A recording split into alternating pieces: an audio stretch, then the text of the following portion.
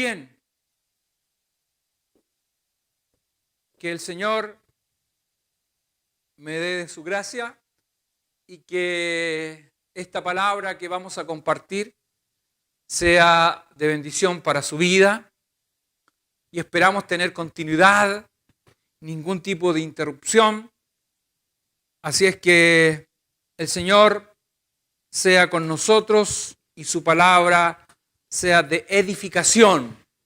Bien, la semana pasada estuvimos compartiendo el capítulo 15 del libro de los Hechos y algunas cosas de las que vimos fueron el primer problema que se presentó en la iglesia de Antioquía. Y había un conflicto, dado que algunos hermanos que se habían convertido al cristianismo, hermanos judíos, que habían viajado de Jerusalén sin autorización de los apóstoles, habían viajado a Antioquía y estaban enseñando algo que estaba totalmente fuera de las enseñanzas de nuestro Señor Jesucristo. Ellos decían que para poder ser salvo, para tener salvación y vida eterna, había que circuncidarse de acuerdo al ritual de Moisés. Y esto generó varios conflictos doctrinales y por lo tanto los ancianos de Antioquía, hermanos maduros en la fe, ellos decidieron consultar a los apóstoles en Jerusalén y encomendar a Dios la resolución de este problema, este desacuerdo. Y lo que nosotros veíamos que, si bien es cierto la ley que era para el pueblo judío, para el pueblo de Israel, una ley santa, una ley de Dios, una ley divina, la ley lo que hizo fue poner de manifiesto el pecado. Le dio visibilidad al pecado y esta ley de Dios debía ser cumplida. Y no en algunas partes, no en algunas instancias, sino que la ley era para cumplirse en su totalidad. Y desde esa perspectiva no había nadie que pudiera cumplirla. Por eso que el apóstol, cuando hace referencia a algunos textos del Antiguo Testamento, señala y dice que no hay ninguna persona buena, no hay ni siquiera uno que pueda cumplir la ley de Dios y lo que Él demanda. Por lo tanto, de esa perspectiva, los hermanos, los discípulos, los apóstoles habían entendido que solamente el sacrificio de Jesucristo, su muerte, su obra, su vida y su resurrección podía restaurar esta relación con Dios, el creador de todas las cosas. El hombre estaba imposibilitado de volver a Dios, muerto en sus delitos y pecados. Por eso que vino el Hijo de Dios y trajo salvación y vida eterna. A través de Él hemos sido justificados y felizmente justificados. Y el concilio termina, y fue lo que compartimos la semana pasada, con una convención, pues es el Espíritu Santo finalmente el que termina direccionando y dando los lineamientos de cómo debía entonces regirse la iglesia de los gentiles, porque este era el tema. Y así se resuelven los problemas en la iglesia. Así se resuelven cualquier situación en la que nos veamos confrontados. Se resuelve con oración, con súplica a Dios y instrucciones directas del Espíritu Santo, de tal manera que no sea palabra de hombre, que no sea ideas de hombre, sino que sean las Sagradas Escrituras dando respuesta a nuestras vidas. Y en esta oportunidad vamos a compartir el capítulo 16 del libro de los Hechos, donde hay 7 situaciones que destaca este capítulo y que las vamos a compartir en el transcurso de esta reunión. Y el capítulo parte hablando acerca de la elección de Timoteo como discípulo y acompañante en este segundo viaje del apóstol Pablo. Va a emprender un segundo viaje misionero y él va con Silas y Timoteo, que era un discípulo también, que según los comentaristas se había convertido a Cristo, había conocido a Cristo en el primer viaje misionero de Pablo. Y nos señala el texto y nos dice que para poder realizar este viaje e ir a las sinagogas, a los lugares y a los judíos donde tenían que llegar en primera instancia, tuvo que circuncidar a Timoteo. Entonces, pareciera que esto es una contradicción con lo que vimos en el capítulo 15, que en realidad la circuncisión solamente aplicaba para los judíos que estaban bajo el pacto de Abraham, pero no para los gentiles. Entonces la pregunta primero es ¿por qué Timoteo se tiene que circuncidar? En realidad no existe contradicción, sino que Timoteo era hijo de una mujer judía, Eunice, y también su abuela Loida también era judía, y solamente su padre era griego. Y cuando ocurre esto, si bien es cierto, las enseñanzas y las instrucciones son todavía, ¿no?, en el pueblo judío, que ellos no debían casarse en yugo desigual, sino que debían formar familia dentro de su propia comunidad. Eunice había de alguna manera desobedecido, ¿no es cierto?, a las instrucciones de su pueblo y se había casado con un griego. Sin embargo, y por lo que nosotros podemos ver, su esposo no se había convertido al judaísmo y por lo tanto tampoco había permitido circuncidar a su hijo Timoteo. Pero para poder iniciar este viaje e ir a los lugares donde el Espíritu Santo los iba a llevar, siendo Timoteo conocido dentro del ámbito y de la comunidad judía, sabían que era judío y que no era circuncidado. Y dado esto, es que el apóstol tiene que tomar esta decisión. Por lo tanto, es importante aclarar esto, porque el concilio de Jerusalén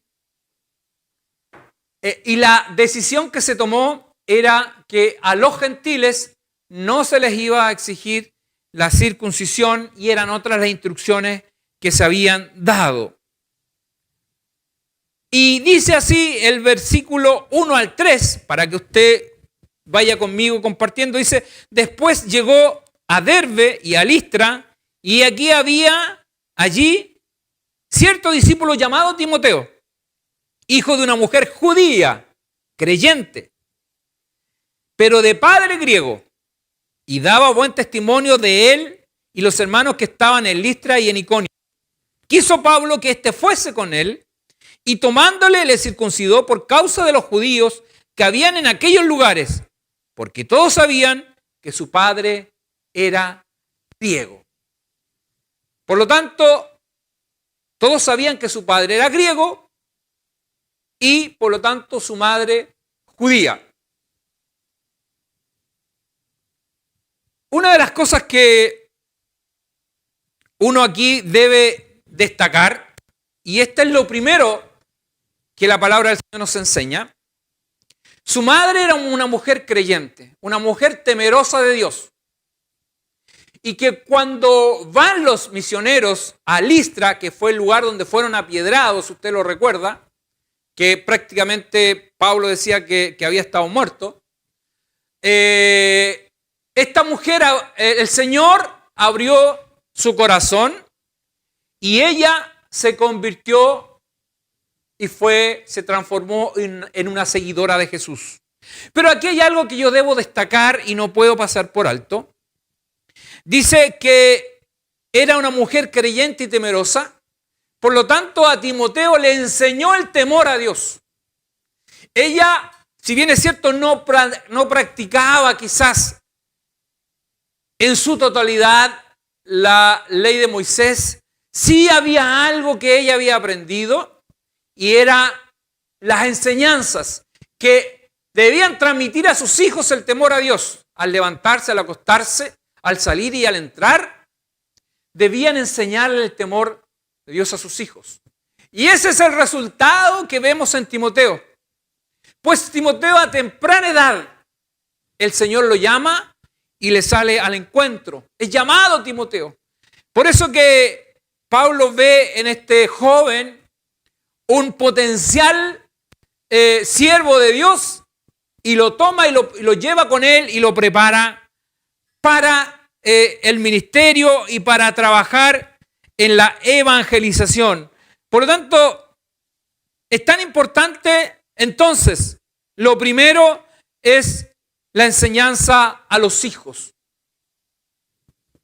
Muy relevante hoy día para el pueblo del Señor y en los tiempos que estamos viviendo. Dice la palabra del Señor que Timoteo fue tomado y junto con Pablo y Silas emprendieron viaje y ellos tenían toda la intención, el propósito era predicar el evangelio, llevar la buena nueva de salvación y de vida eterna. Pero aquí nos encontramos con una segunda situación que destaca este capítulo y dice que cuando ellos se proponían pasar por ciertas ciudades, decidían o habían decidido ir a Asia, dice que el Espíritu Santo se los prohibió. Y pareciera contradictorio.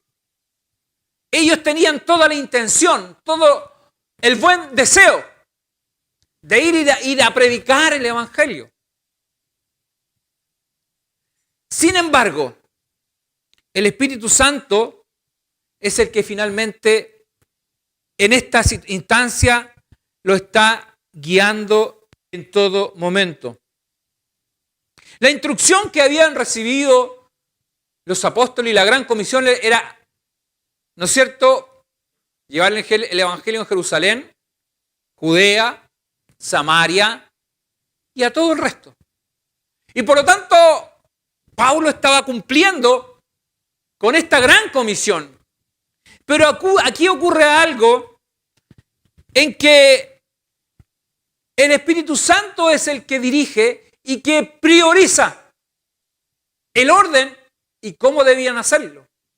Por lo tanto, si bien es cierto, había una propuesta del apóstol de ir y llevar y viajar a cierto lugar, el Espíritu Santo lo detiene y le dice no. Las prioridades son otras. Y si usted lee en el mismo capítulo 16, versos 6 y 7, dice, y atravesando Frigia y a la provincia de Galacia, le fue prohibido por el Espíritu Santo hablar la palabra en Asia. Y cuando llegaron a Misia, luego nuevamente intentaron ir a Bitinia, pero el Espíritu no se lo permitió. Y esto lo que deja de manifiesto es que las cosas que nos propongamos hacer, los hijos del Señor, en nuestra vida, Porque no es que nosotros tenemos una dicotomía donde llevamos una vida espiritual y todo el resto de nuestra vida circula por otro carril. No, la vida del creyente es una sola. Una sola. Somos hijos del Señor y por lo tanto toda nuestra vida debe estar sujeta a la dirección del Espíritu Santo. Las decisiones que tomamos, en la vida tomamos decisiones importantes. Y nosotros no podemos marginar al Espíritu Santo, dejarlo fuera de nuestra vida. Él debe tener una participación importante en las decisiones que tomamos. Muchas veces nos hemos equivocado, hemos cometido grandes errores y ha sido porque no hemos consultado al Espíritu Santo acerca de las decisiones que estamos tomando. Aquí lo que nosotros vemos es que estos hombres tenían toda la intención de ir a un lugar, después quieren ir a otro, quieren ir a Bitinia, y el Espíritu Santo tampoco se los permite. Entonces uno podía decir, bueno, ¿qué pasa en esto? ¿Por qué? Es porque el Espíritu Santo los quería llevar a otro lugar. Y ellos tenían que esperar direccionamiento del Espíritu Santo. Y eso es lo que la palabra nos entrega. Eso es la palabra, es lo que nos señala y que destaca esto. Y es importante para la iglesia de Cristo. Es importante para las personas que debemos ser dirigidos por el Señor, por el Espíritu Santo. Y para eso tenemos las Sagradas Escrituras. Son inerrantes. En ellas hay respuesta para nuestras vidas. En todo el quehacer del Hijo de Dios. Y es así como el Espíritu Santo finalmente les señala y les da alineamiento.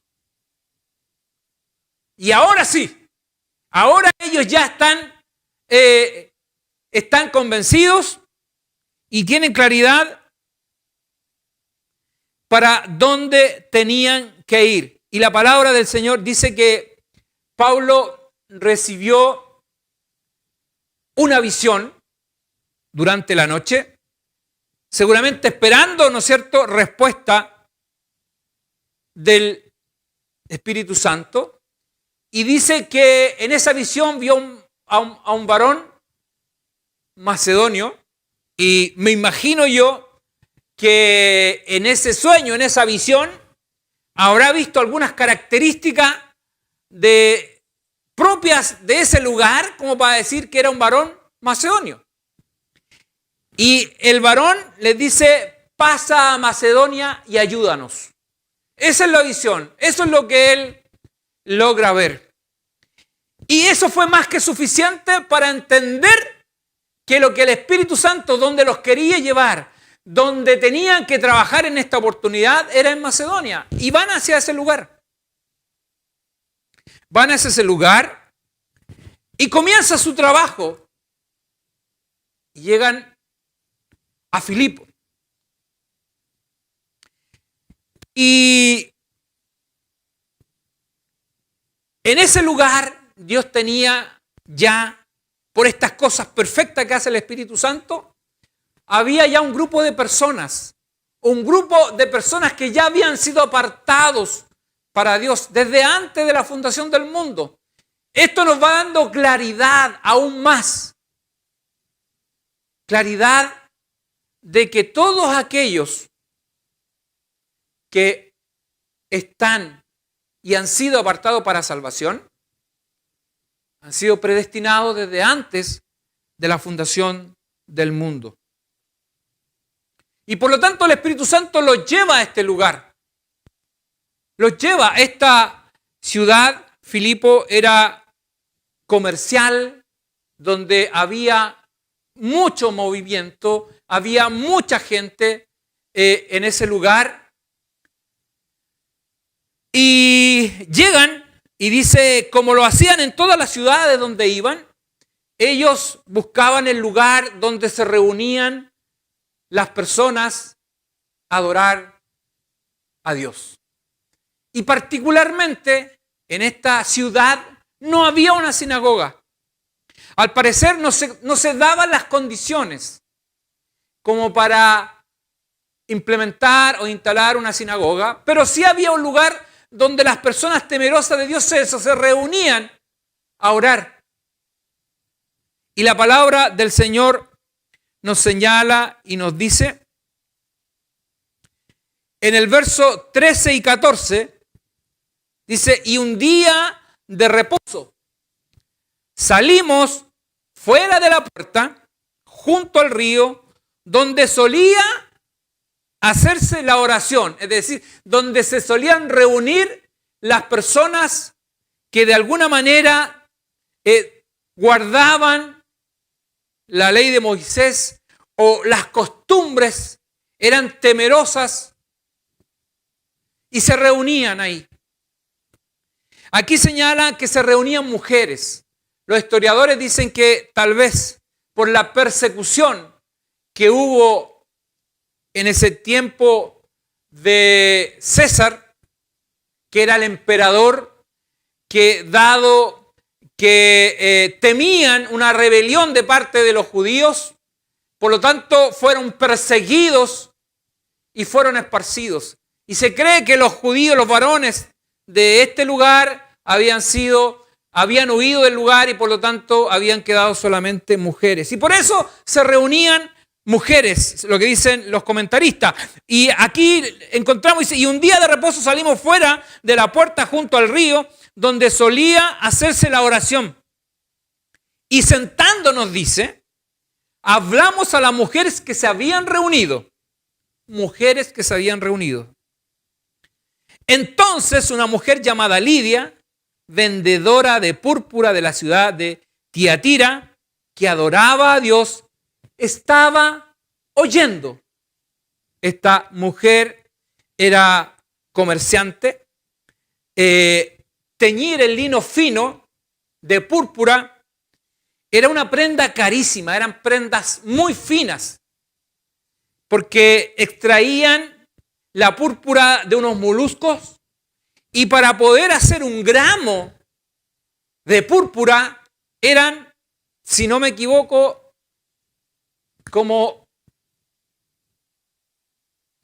no me voy a jugar el número porque no lo recuerdo, pero era mucha cantidad de moluscos que permitían producir un gramo de púrpura. Por lo tanto, era carísimo ese tipo de prenda y solamente las ocupaban los gobernantes y ciertas personas que eran de la élite de ese tiempo.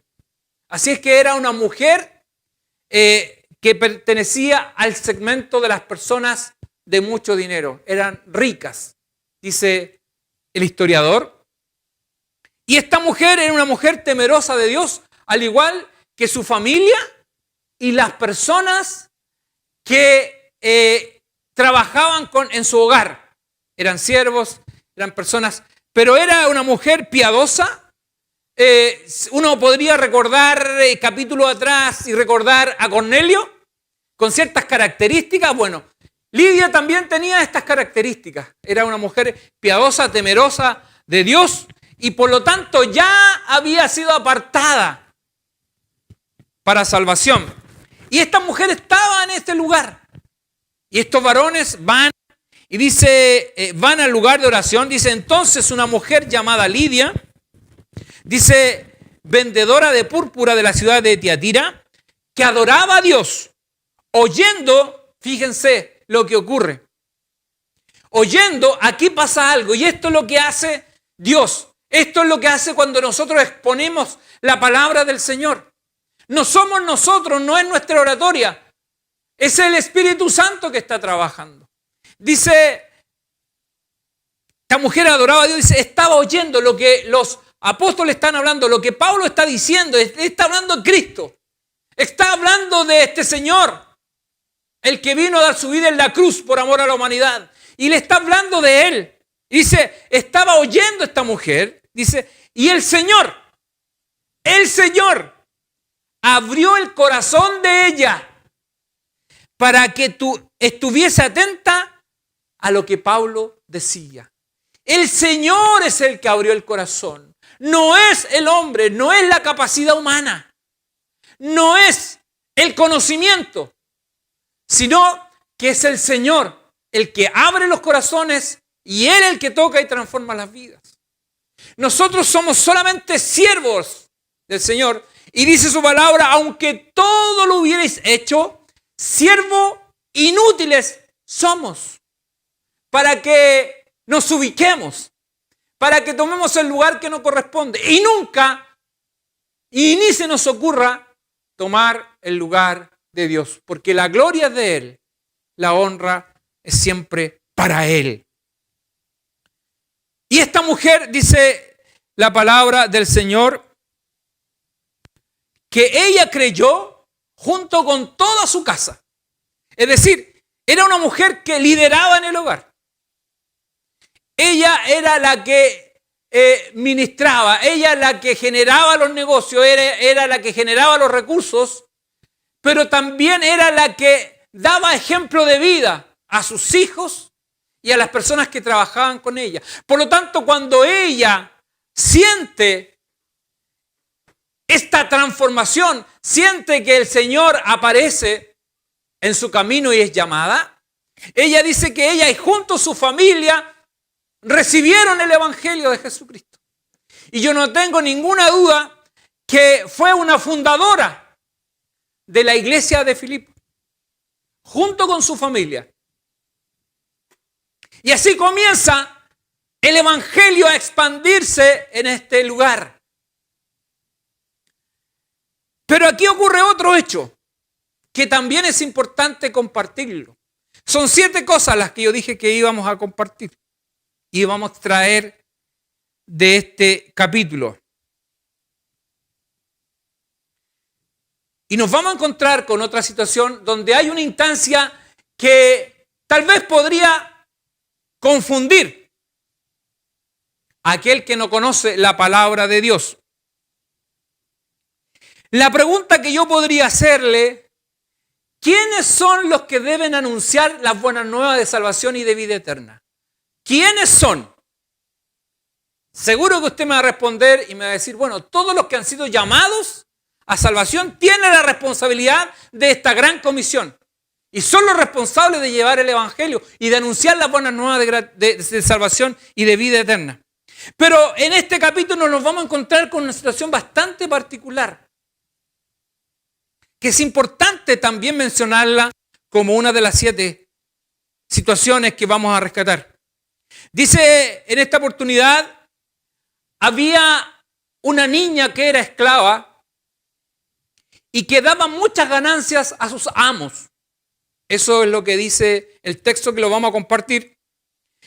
Y cada vez que Pablo y Silas y Timoteo iban al lugar de oración, o donde se reunían a adorar a Dios, dice que le salía a esta niña el camino y permanentemente daba voces, o si lo traducimos, daba gritos. Permanentemente gritaba y cada vez que ellos, por lo tanto, querían tener un acercamiento con las personas de la ciudad, esta niña daba gritos y voces. Todo el tiempo, todo el rato. Y pareciera que el mensaje que daba era correcto, pero lo que había en ella era un espíritu inmundo. Ella era pitonisa, era adivina. Había un espíritu inmundo en ella llamado Pitón. Y por lo tanto, dando gritos, dando voces, finalmente lo que hacía era oponerse a la predicación del Evangelio. Generaba permanentemente una situación ruidosa. Y por lo tanto, ¿qué uno puede entender de esto? Que hay personas que con estas características pueden decir que creen en Dios, que de alguna manera reconocen la divinidad, pero en realidad no son emisarios de Jesucristo, sino que son brujos, son hechiceros y todas estas cosas que hoy día parece tan común encontrar. Santiago dice que no es suficiente creer, sino que debemos creer en Jesucristo, el Hijo de Dios. Y ese cambio de vida, lo que va a traer, va a ser fruto, producto de la fe. Porque de otra manera, los demonios también creen y tiemblan. Y dice en el versículo 16 al 18, dice: aconteció que mientras íbamos a la oración, nos salió al encuentro una muchacha que tenía espíritu de adivinación, la cual daba gran ganancia a sus amos, adivinando. Esta, siguiendo a Pablo y a nosotros, ahora se incluye el escritor, daba voces diciendo: estos hombres son siervos del Dios Altísimo, quienes os anuncian el camino de salvación.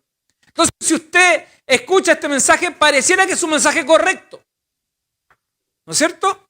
Dice: estos hombres son siervos del Dios Altísimo, quienes os anuncian el camino de salvación. Pero reitero la pregunta: ¿quiénes son los que tienen la responsabilidad de llevar las buenas nuevas de salvación y vida eterna? Son los seguidores de Jesucristo, sus discípulos, y no otro tipo de personas. Entonces, finalmente daba voces todo el tiempo y seguía a estos hermanos. Dice: y esto hacía por muchos días, más desagradando a Pablo. Este se volvió y dijo al Espíritu: te mando en el nombre de Jesucristo que salgas de ella. Y salió en aquella misma hora. Y aquí nosotros podemos ver la autoridad de un hijo de Dios. La autoridad de un hijo de Dios. Frente a un espíritu inmundo, frente a un espíritu de hechicería, lo que el apóstol hace es echar fuera ese demonio de esa niña, de esa joven, en el nombre del Señor Jesucristo. No hay otro nombre, no hay otra autoridad que no sea el nombre de Cristo. Importante como aprendizaje para la iglesia del Señor. ¿Pero qué generó esta situación? ¿Qué provocó esto? Una niña liberada, una niña que descansó de un espíritu inmundo que la atormentaba y que a su vez daba muchas ganancias a los amos de esta niña. ¿Pero qué provocó? Que los amos, quienes ganaban mucho dinero, se les acabó el negocio. Se terminó. Y por lo tanto estaban tremendamente enfurecidos con estos varones. Y lo que hicieron, dicen que excitaron a la comunidad, a las autoridades, y dice que los arrastraron al mercado, me imagino que un lugar común, una plaza, llamando a las autoridades, señalaron y dijeron que los acusaron de que estas personas, estos varones, estaban revolucionando a la comunidad, enseñando cosas que eran contrarias a las costumbres y tradiciones romanas, porque esta ciudad había sido declarada bajo las instrucciones directas de Roma. Y era, por lo tanto, aplicaban toda la cultura, toda la religión, todo lo que ellos practicaban estaba en esta ciudad. Por lo tanto, fue el argumento perfecto para acusar a estos varones y llevarlos a la cárcel. Y esto es lo que ocurre. Ellos finalmente son puestos en la cárcel de manera injusta. Pero acá ocurre otra de las situaciones que yo quiero destacar y señalar. Un acto injusto, una situación que no se la merecían porque era mentira, era un engaño, las acusaciones que habían hecho contra ellos. Tampoco habían procesado, los habían procesado y no lo habían llevado a un juicio, sino que la autoridad de manera arbitraria determinó castigarlos con vara. Dice la palabra del Señor, lo que hicieron en el lugar donde los apresaron, dice que los desnudaron y con vara los golpearon y luego los metieron en la cárcel. Por lo tanto, ellos estaban dolidos, sus cuerpos afectados, me imagino privados de comer. Y dice la palabra del Señor que fueron puestos en la cárcel y el carcelero, para asegurarse, dice que los puso en la celda del fondo y puso en ellos puso cadenas que no les permitiera liberarse por ni un motivo y salir de prisión. Eso es lo que ocurre. Pero aquí ocurre un hecho extraordinario. Es aquí cuando nosotros tenemos que entender cómo se manifiesta el Espíritu Santo. Porque lo hace de manera natural y de manera sobrenatural en las vidas de las personas. El Espíritu Santo estaba con ellos permanentemente, no es que los abandonaba. El Espíritu Santo era parte de su vida. Lo estaba direccionando permanentemente. Y por lo tanto, cuando ellos fueron golpeados, estaba con ellos. Y cuando fueron encarcelados, también estaba con ellos. Pero aquí ocurre algo extraordinario. Dice la palabra del Señor que mientras ellos estaban en la cárcel, dice que a pesar del dolor, a pesar de los golpes y la debilidad en que su cuerpo podía estar, dice que estos hermanos cantaban y oraban. Y los presos escuchaban. Y algo extraordinario estaba pasando en ese lugar. El Espíritu Santo comenzaba a hacer una manifestación extraordinaria. El poder de la oración, el poder de la alabanza, el poder de cantar a Dios.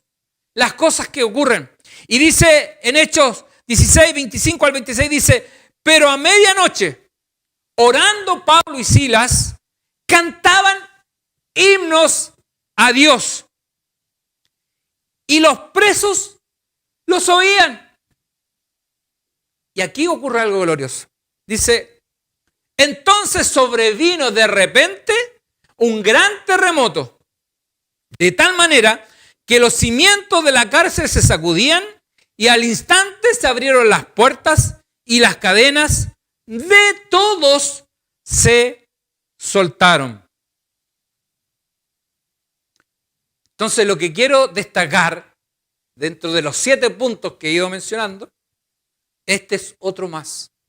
Dice que mientras estaban en el lugar, estos varones oraban frente al dolor, frente al estar encarcelados. Dice que ellos estaban orando. Y dice que cantaban himnos a Dios en medio de esa situación dolorosa, complicada y difícil. Dice que cantaban himnos a Dios. ¿Dios estuvo ausente en algún momento de ellos? ¿El Espíritu Santo los dejó en algún minuto? Nunca. Siempre estuvo con ellos. Pero ellos hicieron algo que generó un impacto tremendo.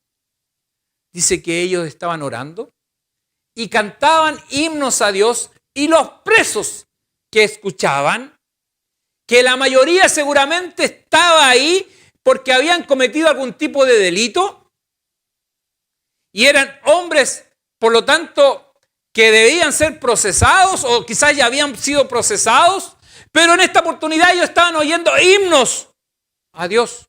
Y algo estaba ocurriendo, había una atmósfera distinta en ese lugar. ¿Por qué? Porque era el Espíritu Santo manifestándose de manera extraordinaria en medio de la alabanza, en medio del cántico. Y lo que ocurre acá es que de manera sobrenatural hay un terremoto donde las puertas se abren y todos quedaron liberados. Eso es lo extraordinario que yo quiero resaltar de esto. Y el segundo hecho extraordinario, o mejor dicho, ¿por qué ocurre esto? ¿Para qué todo esto? ¿Para qué el sufrimiento de estos varones? ¿Por qué tuvieron que llegar a la cárcel? Dios muchas veces toma el dolor, toma una situación, aunque Dios Él no está, obviamente, o no se condice con la injusticia de los hombres, y es penada, pero Dios toma esa situación para lograr un propósito. Y por eso que cuando nosotros leemos en el libro de Romanos que a los que aman a Dios, todas las cosas le ayudan a bien, porque hay un propósito para el cual fuimos llamados. Y dice la palabra del Señor que cuando el carcelero, quien dormía, ve esta situación, obviamente quedó impactado. Algo extraordinario había pasado en la cárcel y lo que él dice, bueno, él tenía la responsabilidad de la custodia de todas esas personas y sobre estos dos varones. Por lo tanto, él, frente a un hecho de esta naturaleza, tenía que pagar con su vida. Si las personas habían escapado, tenían que pagar con su vida. Y recuerden cuando vimos el caso cuando Pedro y Juan estuvieron en la cárcel, o mejor dicho, cuando se tomó a Pedro y Jacobo fue muerto a espada, Pedro estaba en la cárcel y fue liberado. Y Herodes, quien era un hombre tremendamente vanidoso y autoritario, cuando esto ocurrió, ese grupo de personas que eran los vigilantes, finalmente, dado que no hubo explicación de la liberación de Pedro, ellos tuvieron que pagar con sus vidas.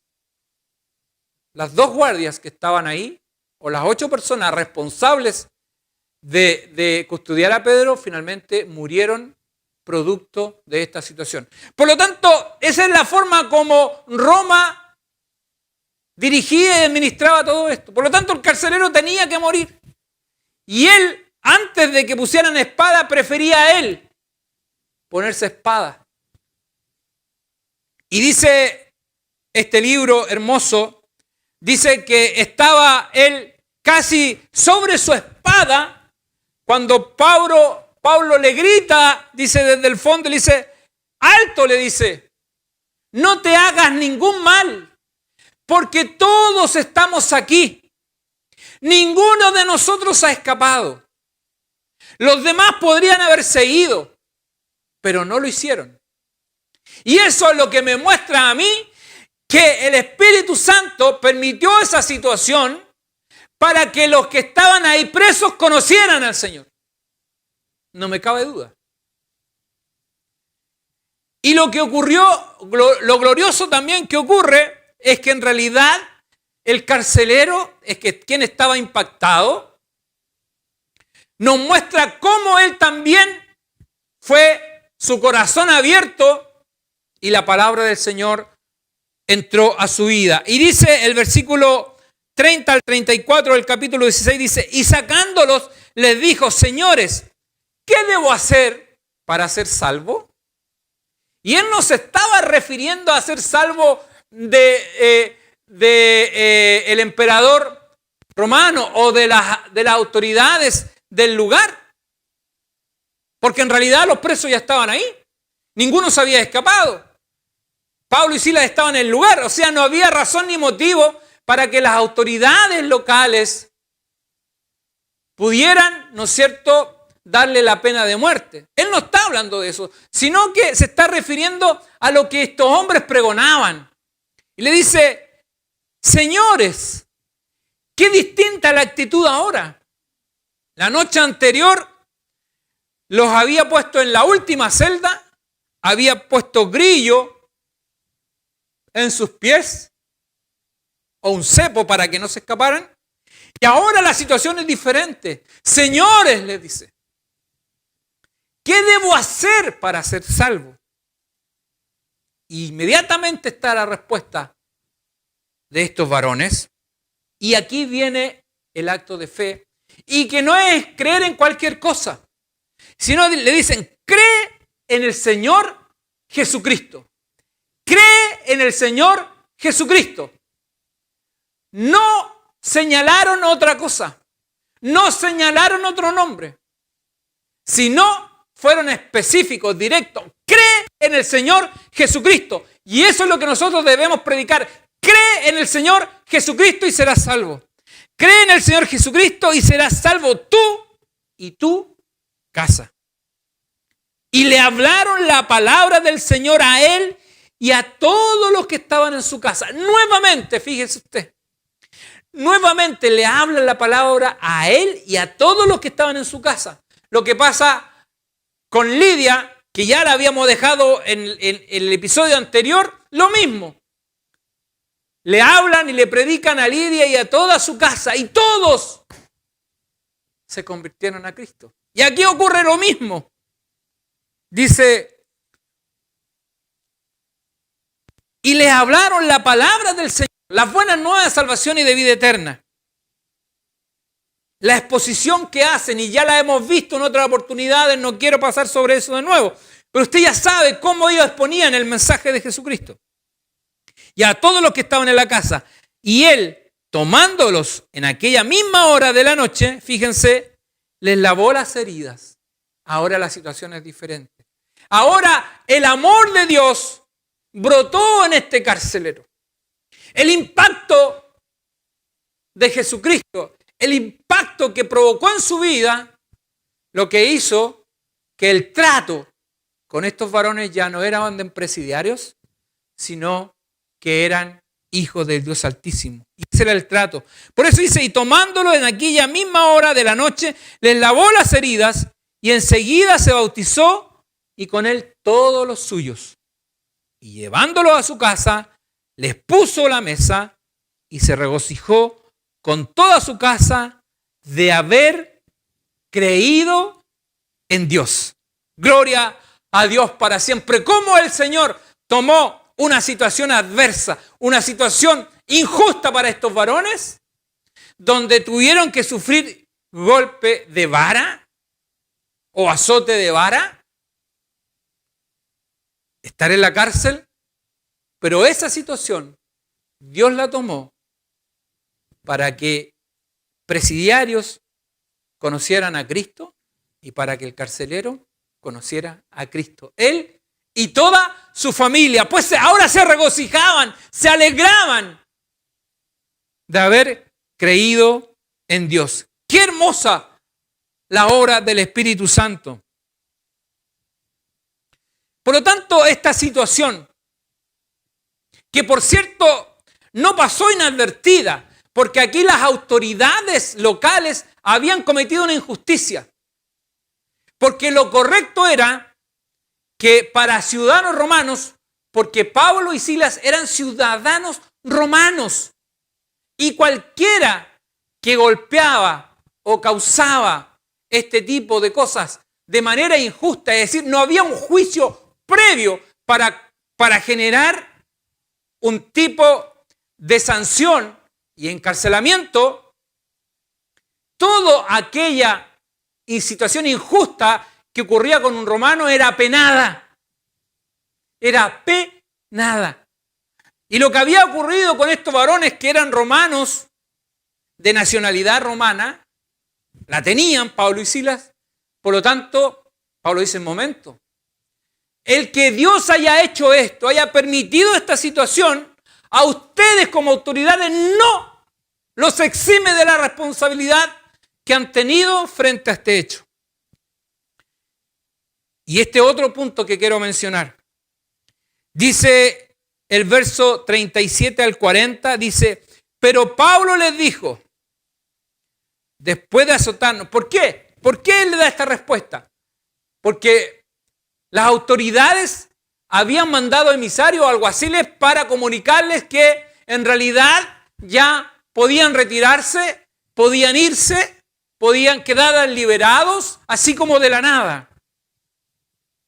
Y claramente el historiador lo que dice, en definitiva, que las autoridades se habían enterado de que habían puesto en prisión a 2 ciudadanos romanos los habían golpeado y no había pasado juicio por ellos. Era un gran temor que tenía, porque cuando pasaba esta situación, como ya le había dicho, era una pena, incluso a la pena de muerte para quienes habían causado esto.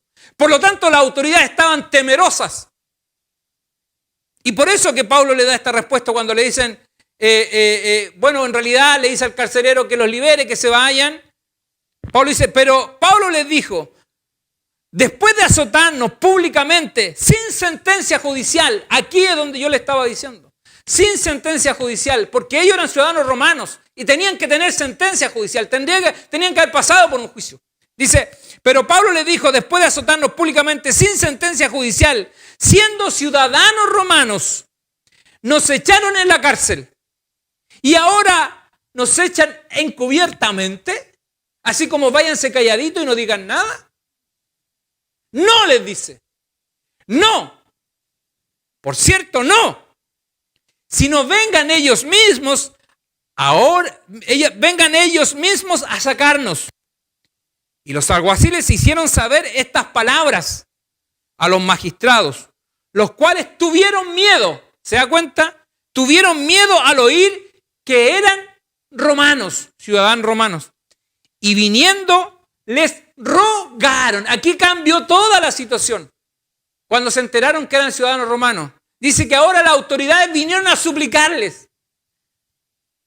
Y viniendo les rogaron, dice. Y sacándolos, les pidieron que salieran de la ciudad. Entonces, saliendo de la cárcel, entraron en casa de Lidia y habiendo visto a los hermanos, les consolaron y se fueron. Pablo exigió que las autoridades vinieran a disculparse, por lo menos a disculparse. Ellos era algo que mínimo era lo que tenían que hacer, venir a disculparse por el acto injusto que habían realizado. Se habían pasado por alto la justicia. Y aquí, para concluir, quiero entonces señalar las cosas que nosotros hemos extraído de este capítulo, que son enseñanzas para la iglesia y el pueblo del Señor. Porque eso es lo importante. ¿Qué enseñanza nosotros podemos extraer de esta palabra? Primero, la enseñanza y el temor a Dios de nuestros hijos. Es tan relevante, es tan importante esto. De la misma manera como Eunice enseñó a su hijo Timoteo el temor a Dios y creció en el temor a Dios hasta que llegó el momento y la hora en que el Señor lo llamó. Y fue el Señor que lo llamó a temprana edad en el caso de Timoteo. ¿Cuál es la responsabilidad de nosotros los padres? Enseñarle a nuestros hijos el temor a Dios desde pequeñito. Es un trabajo que hay que hacerlo desde los comienzos de su vida. Y ya llegará la hora, llegará el momento en que Dios tratará con ellos.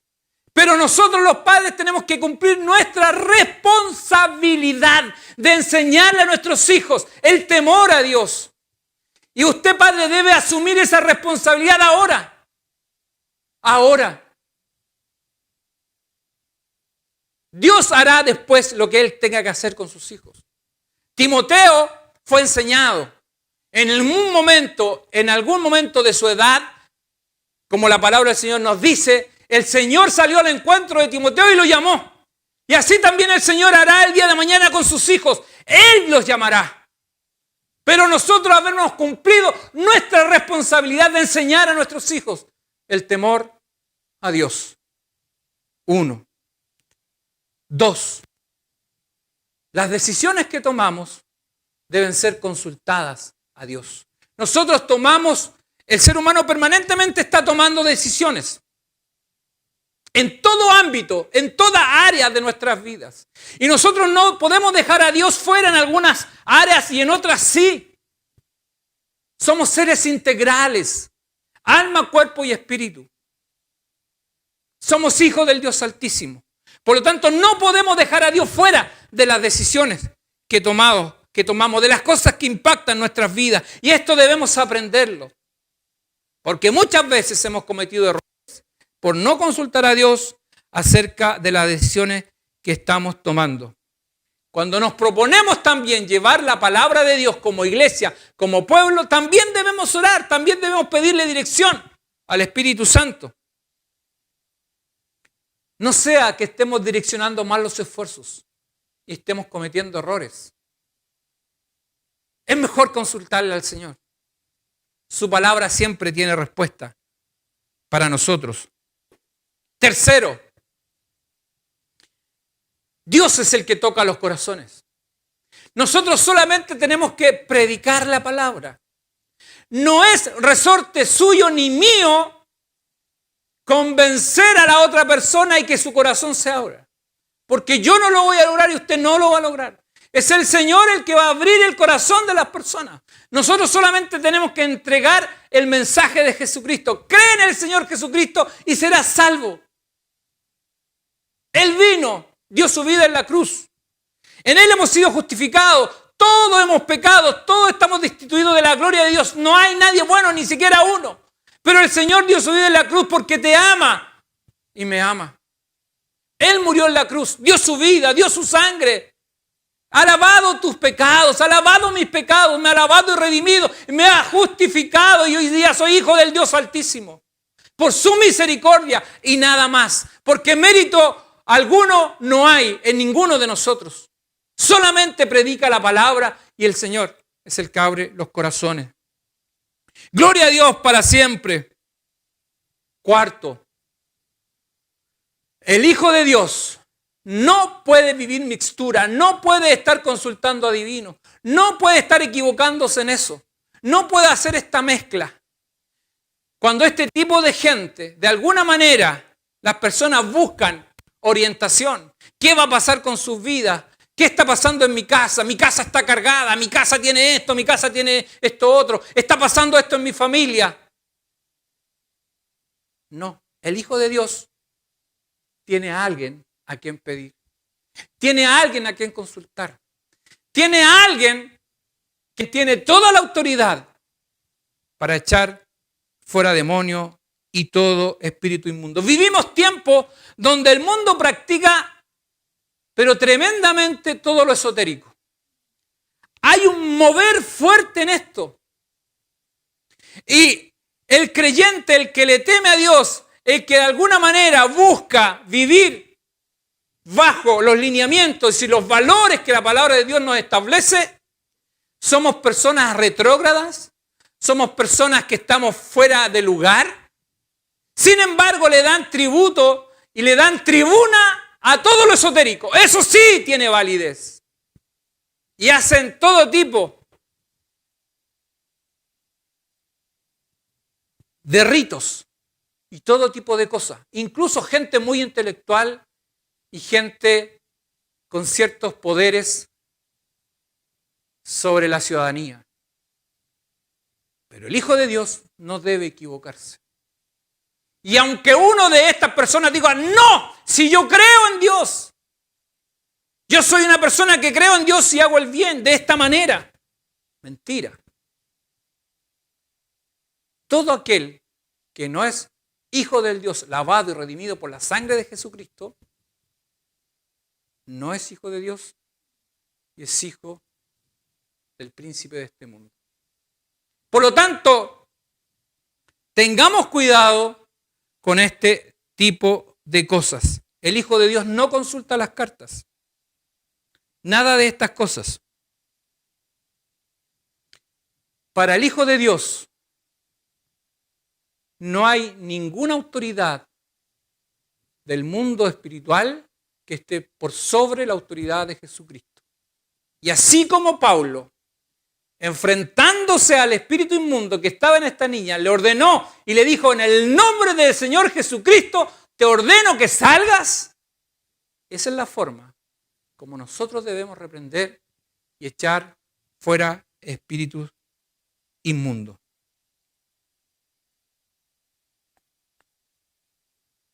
Quinto, nosotros debemos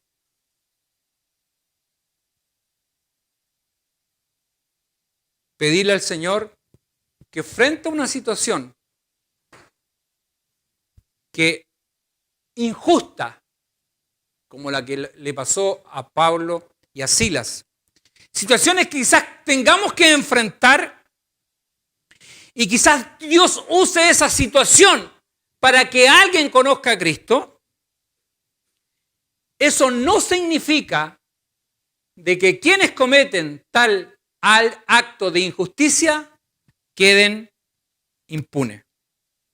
Toda persona que actúa fuera de la ley que rija una nación debe ser sancionada. Y por lo tanto, si ha ocurrido algún acto de injusticia sobre usted, sobre su familia, sobre algún niño, que hoy día es común los abusos, la ley sanciona a los abusadores y nosotros debemos denunciarlos, independientemente de que nosotros oremos e intercedamos por ese niño, por esa familia o por las personas afectadas, y que el Evangelio de Cristo tal vez tome esa situación para que esas personas conozcan a Cristo. Eso no lo deja en impunidad a aquel quien ha cometido tal delito. Y finalmente, algo glorioso, algo grande con lo que quiero terminar en esta hora, lo glorioso que es orar y cantar al Señor. Las cosas que ocurren cuando alabamos a Dios, cuando exaltamos su nombre, cuando estamos frente a una dificultad, frente al dolor, frente a la adversidad, cuando vemos que no hay salida a la situación a la cual nos enfrentamos. Cantar, orar, alabar a Dios abre puertas. Cantar y alabar al Señor rompe cadenas, abre puertas, abre prisiones. Qué hermoso leer esto. Tu situación, tu problema, tu dificultad, Dios la usará para abrirte puertas. Dice el Salmo 42:8. Dice, pero de día mandará Jehová su misericordia. Pero de día mandará Jehová su misericordia.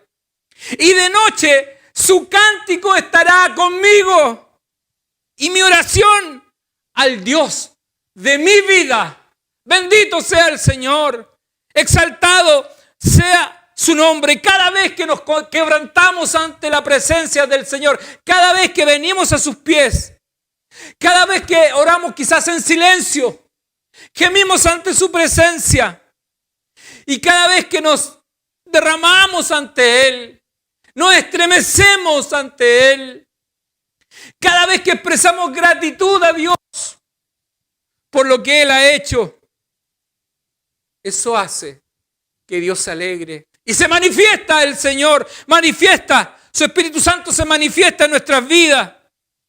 Y Él hace cosas naturales y sobrenaturales y nos quebrantamos ante su presencia. Por eso que es tan hermoso orar y cantar a Dios. Por eso que nos alegramos cuando cantamos. Algo ocurre en nosotros. Se nos alegra el corazón. El Señor impacta nuestras vidas y su presencia se hace manifiesta. Y nos quebrantamos y lloramos ante Él. Por eso que esta enseñanza que nos deja este capítulo 16, cuando ellos estaban encarcelados, cuando ellos estaban con heridas en su cuerpo, cuando estaban pasando un momento difícil, amargo y duro, lo que habían en sus bocas era oración al Dios eterno y eran cánticos al Dios de la gloria. Y en esos cánticos y en esa situación, Dios cortó cadenas. Dios abrió puertas. Y eso es lo que el Señor quiere hacer contigo. Que el Señor te bendiga. Quiero que oremos al Señor y le demos gracias por esta su palabra. Dios eterno, Padre amado, te exaltamos, Señor, y te bendecimos. Glorificamos tu nombre porque a través de este capítulo Señor, hemos visto varias enseñanzas para nuestras vidas. La crianza de nuestros hijos, la importancia de enseñarles el temor a Dios. Bendito sea tu nombre. Bendito sea Señor. La dirección del Espíritu Santo en todo momento en nuestras vidas. La importancia de consultar a Dios en las decisiones que tomamos. Oh, gloria al Señor para siempre. Llevar tu palabra, hablar de ti. Y eres tú el que abre los corazones. Eres tú el que llamas, Señor. Tener esa seguridad, esa convicción que tú eres el que toca los corazones. No somos nosotros. Eres tú, Señor. Te alabamos y te bendecimos. La autoridad que tiene la iglesia del Señor para echar fuera demonios. La autoridad, Señor, que tú has dado para en el nombre de Jesús echar fuera demonios. Bendito seas, Señor. Y las situaciones adversas, Señor, situaciones de injusticia que quizás tengamos que pasar o vivir, tú tornarás esa instancia para que otros te conozcan. Como pasó, Señor, en la cárcel, donde estas personas, los presidiarios, escucharon la palabra, escucharon la oración, escucharon los cánticos. Señor, y lo que hiciste con estos varones. Oh, bendito seas, Señor. Te alabamos y te bendecimos, porque tú eres Dios eterno. Señor, cantar, alabar tu nombre. Oh, Señor, tú te manifiestas. Aunque tú estás con nosotros, estás en nuestra vida, pero hay una manifestación de tu poder. Se rompen cadenas, se abren puertas, hay respuesta tuya. Y por eso nos alegramos cada vez que cantamos, cada vez que nos arrodillamos y oramos. Y estamos, Señor, en comunión contigo. Bendice a cada persona que en esta noche ha podido escuchar tu palabra. Padre, todo esto lo hacemos y lo pedimos en nombre de Jesucristo, nuestro Salvador. Amén. Oh, quiero invitarles con gozo, con alegría, que demos la gloria al Señor. Gloria a Dios, gloria a Dios, gloria a Dios para siempre. Gloria a Dios.